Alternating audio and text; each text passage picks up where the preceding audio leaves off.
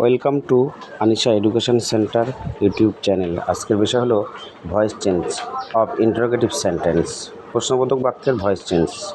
তা প্রশ্নবোধক বাক্যের ভয়েস চেঞ্জ কীভাবে করতে হয় সেই নিয়মটাই আমি তুলে ধরেছি।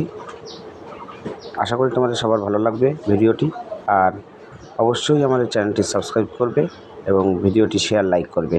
দেখো তাহলে কিভাবে শুরু করেছি। দেখো, প্রশ্নের শুরু am is are, was, were, has, have, had, shall, will, can, could, do, did, does দিয়ে হলে প্যাসিভ ভয়েস করা সূত্র। প্রথমে কি am is are, was, were, shall, will, can, could, will, has, have, had, এগুলো সব টেন্স অনুযায়ী। ঠিক আছে, যদি প্রশ্নের শুরু যদি ডু বা ডাজ দিয়ে হয় তাহলে অ্যামিজারের মধ্যে বসবে, সাবজেক্টের পরে যেটা ভালো লাগবে সেটাই বসাতে হবে। তারপর প্রশ্নের শুরু যদি ডিড দিয়ে হয় তাহলে ওয়াজ আর বসবে, সাবজেক্টের পরে যেটা ভালো লাগে, যদি ওয়াজ ভালো লাগে ওয়াজ দিতে হবে, মানে এটা টেন্স অনুযায়ী পুরো। তারপরে নট, প্রশ্নে যদি নট থাকে এটা নট দিতে হবে।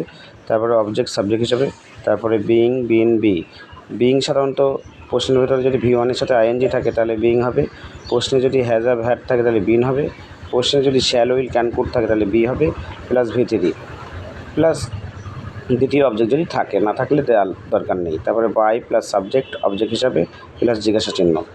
নিচে আমি ভালো সুন্দর করে লিখে দিয়েছি, ডু ডাজ দিয়ে শুরু হলে প্রশ্ন শুরু হলে উত্তর শুরু হবে অ্যামিজার দিয়ে, ডিড দিয়ে শুরু হলে উত্তর শুরু হবে ওয়াজার দিয়ে, এবং প্রশ্নে am is are, ওয়াজার, has, have, had, shall, will, can, could দিয়ে যদি শুরু হয় তাহলে এগুলি দিয়েই উত্তর শুরু হবে। ধরো প্রশ্নে একটা হ্যাভ বা হ্যাজ দিয়ে প্রশ্ন শুরু আছে, সেটা হ্যাজ বা হ্যাভের মধ্যে একটা বসবে।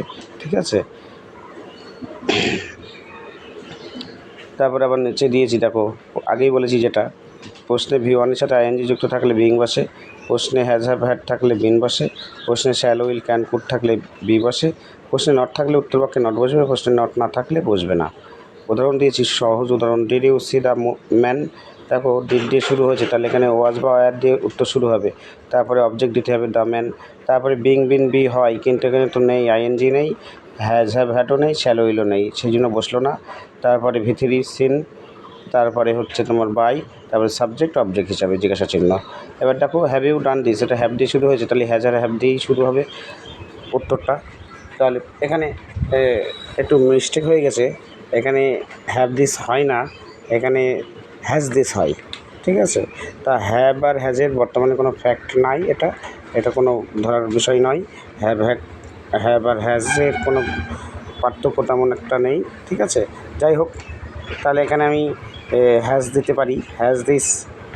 তারপরে বলেছি সাবজেক্টের পরে, এই অবজেক্টের পরে বিইং হয়, তাহলে এখানে বিন হয়েছে। তারপরে V3 ডান, তারপরে বাই, তারপরে ইউ জিজ্ঞাসা চিহ্ন। ঠিক আছে, দেখবা প্রত্যেকটা নিয়ম তোমরা ভালোভাবে ফলো করবে, তাহলে বুঝতে পারবে, আর ভয়েস চেঞ্জ জলের মতন হয়ে যাবে।